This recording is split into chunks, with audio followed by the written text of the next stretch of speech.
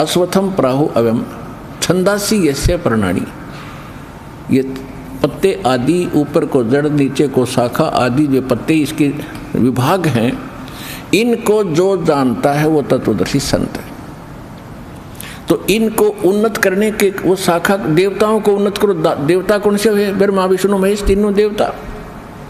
और ये उन्नत हुए हुए देवता तुम्हें बिना मांगे ही फल देंगे।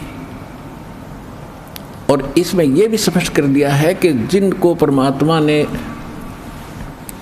मनुष्य जीवन में जो धन दिया है उसमें से जो धर्म पे नहीं लगाते, और धर्म होता शास्त्र अनुकूल साधना करने से। शास्त्र अनुकूल साधना कौन सी होती है? गुरु बिन माला फेरते, गुरु बिन देते दान, गुरु बिन दोनों निष्फल हैं, चाहे पूछो वेद पुराण। गीता जी में यह भी प्रमाण दिया है कि कुपात्र को दिया हुआ दान भी व्यर्थ होता है, यानी अधिकारी के बिना किसी को दान देना भी वो भी फलता नहीं है। ये बताया है कि जो शास्त्र अनुकूल साधना और यानी दान धर्म नहीं करते हैं तो वो भी चोर बताए हैं। और सूक्ष्म वेद में क्या कहा है? जिन हर की चोरी करी और गए राम गुण भूल, ते बेदना बागुल किए, वो रहे उर्द मुख झूले। कि जिन्होंने भगवान की चोरी की, यानी मनुष्य जीवन पाकर सत भक्ति और ये धर्म दान नहीं किए, वो अगले जन्म में बागुल पक्षी बनता है।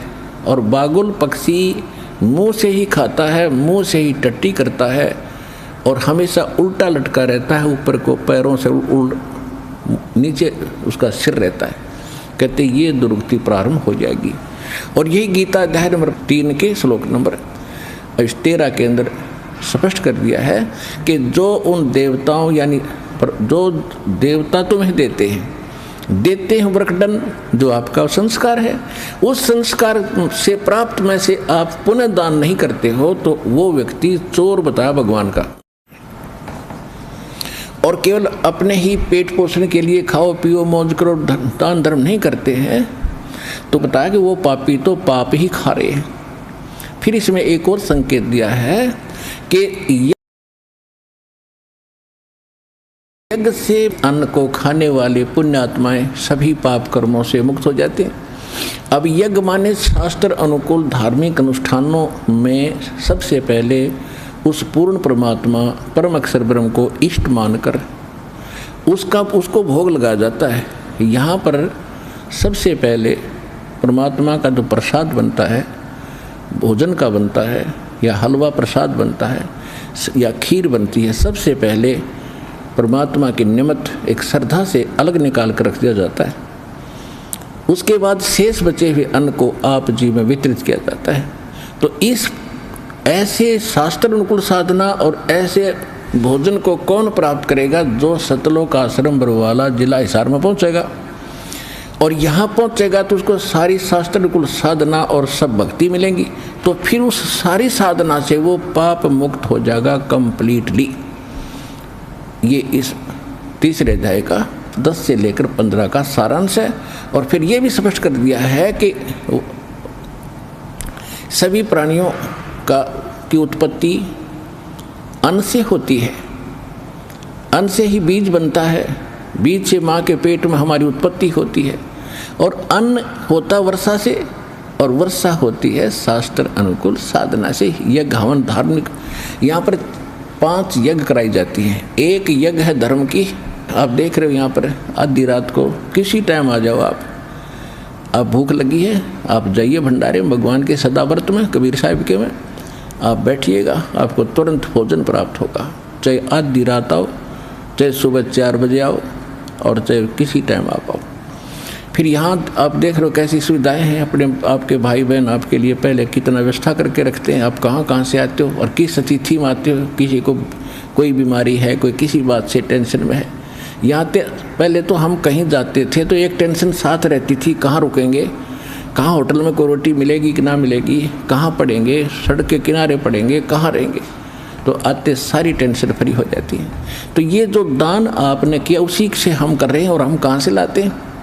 लेकिन जो दान आप यहाँ करते हो वो दान फिर आपका नहीं रहा, आपने भगवान को दे दिया, परमात्मा का पैसा हो गया, आपका नहीं रहा। और जो पैसा आपने यहाँ दिया वास्तव पैसा आपका वो है, और अन्य जो आपने कोठी बंगले कार फैक्ट्री लाकर बैठे हो वो आपका नहीं है, उसको तो आप ये त्याग कर जाओगे। और जो यहाँ आपने दान कर दिया ये आपका नहीं रहा, परमात्मा ने आपका इसका प्रतिफल दे दिया, 1000 गुना करके आपके उसमें लिख देता भगवान, ये आपका नहीं रहा। अब ये जो पैसा मालिक का हो गया, आपको तो दे दिया 1000 गुना उसने, ये रह गया भगवान का पैसा। अब इस भगवान के पैसे से सारी व्यवस्था हो रही है। तो कहते हैं जो भी वैसे अनधिकारी के पास दान किया जाता है और उससे कोई खाता है वहाँ पर उसको पाप लगता है, क्योंकि वो अधिकारी है ही नहीं, वो तो एक दूसरे का संस्कार आपस में फिर उलझता ही रहेगा वहाँ पर। यहाँ संस्कार नहीं उलझेगा आपका, आपने दान किया भगवान के निमित्त, वो आपका नहीं रहा। आप कहते ब्रह्मदंड से करे पवित्र से जैसे हो जैसे का तैसा, फिर यहाँ परमात्मा की वाणी अमृत से उसको शुद्ध किया जाता है और फिर वो पवित्र हो करके आप में वो पैसा अन्न फिर आपको खिलाया जाता है, वो आप पर असर नहीं करेगा किसी का, लेकिन आपको उसका प्रतिफल 1000 गुना होगा, ये मालिक का विधान है। तो जो प्रसंग चल रहा है कि फिर ये शास्त्र अनुकूल साधना करने से वर्षा होती यज्ञ से।